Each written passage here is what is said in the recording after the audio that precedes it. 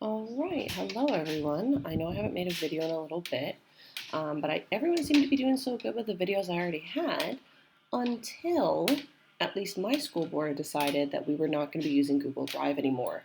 So today's video is going to be showing you how to actually take your resources off of Google Drive and then save them to, my recommended would be a external hard drive, but you can use any online platform with this method. Okay, so it's going to be a little bit different from Mac and PC, so I'm going to walk you through it. But the beginning is the same. So you can actually right click and download every single file. However, that's going to take you a very, very long time. You cannot just download your drive, unfortunately. And if you're anything like me, you're going to have a bunch of folders and subfolders and everything else going on. So, if you were to simply right click on your folder and download it, it zips the whole thing. Unfortunately, it ends up often zipping with more than one folder. So, for example, if I click my classroom resources and I decide to,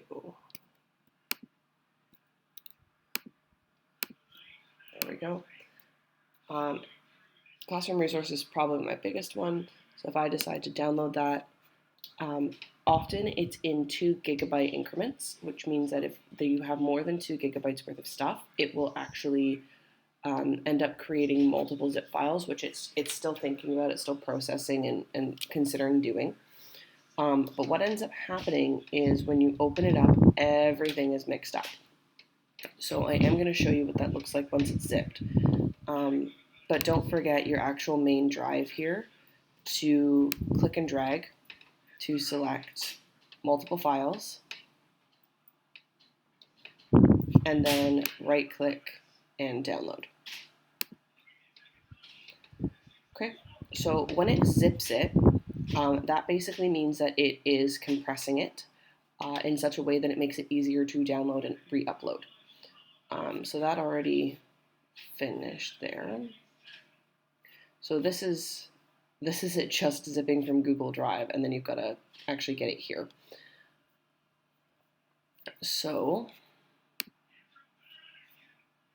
go to my downloads. So this is a zip folder. Now, if you're on a PC, you are likely going to have to download a program that will actually unzip this for you. But fortunately, if like me, you are a Mac user, you can simply double click and this archive utility program will pop up and unzip it for you. So, for example, we went from this being 58.7 megabytes to it being 58.4. Huh, I guess it is smaller. That's usually the opposite of what happens, but that's okay. And then I've got everything here. Okay. So from here, I can then, rename this folder. I can drag and drop it wherever I want. I have my OneDrive here set up with HWDSB. Please note if you have the OneDrive app downloaded that when it's checkmarked like this, it actually means that there is a copy being stored on your local device. So you can see here the H drive has the cloud, the classroom resources has the cloud. It means that those resources are not being stored on my computer, my laptop's hard drive. It means they're being stored in the cloud. But class notebooks, for example, they are physically being stored on my computer, which does take up memory. So if you do download the OneDrive, I actually wouldn't suggest it. I would suggest going to OneDrive or to Dropbox on the actual website to make sure that it's actually storing on the website and not taking up your computer's memory. Because if you're like me, and I have about 100 gigabytes worth of stuff on my Google Drive right now. I have cleared it out. Oh good, I got it down. I had cleared it out, but I was sitting around 100 gigabytes before my clear out. So, there's that, and then often what ends up happening is if you see this is still zipping. If you have more than one folder, like subfolders, it often actually mixes everything up, and it takes a really long time for you to sit there. If you're like me in OCD, and actually sort through everything again.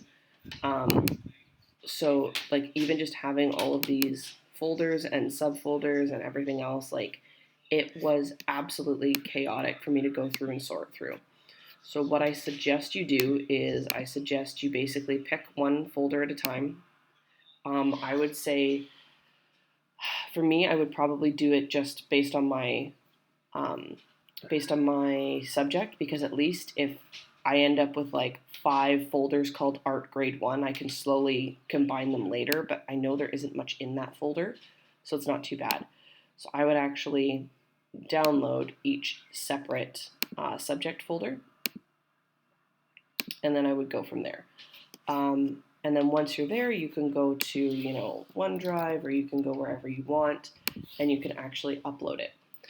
If you are wanting to move it to an external hard drive on a Mac, you will have your external hard drive, once it's plugged in, show up here, and you can simply go from your downloads and just drag and drop it wherever you want in any of your folders.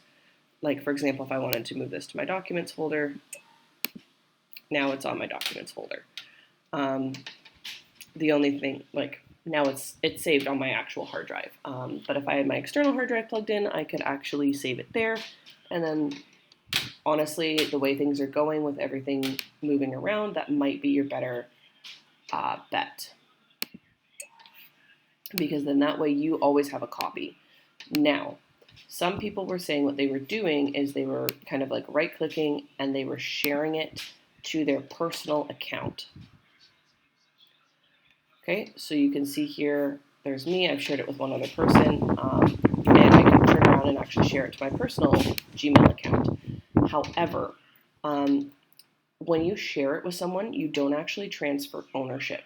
And that becomes a problem, because if the original file gets deleted, say my HWDSB account gets deleted, then I cannot access those files anymore. So it's wherever the original is stored that gets to keep it. And I found this out the hard way maybe last year when I was sharing things from my personal drive to my HWDSB drive to clear out my personal drive. And then as soon as I deleted it from my personal drive, it was gone from here as well, because you can't share what isn't there. So really, this is the best and kind of only way to do it. Like I said, I wouldn't just click a big folder like Classroom Resources and download it. I would select each one separately. But yeah, hopefully that is helpful. And if you guys have any more questions, just drop them in the comments below, and I will pop in and see if I can help.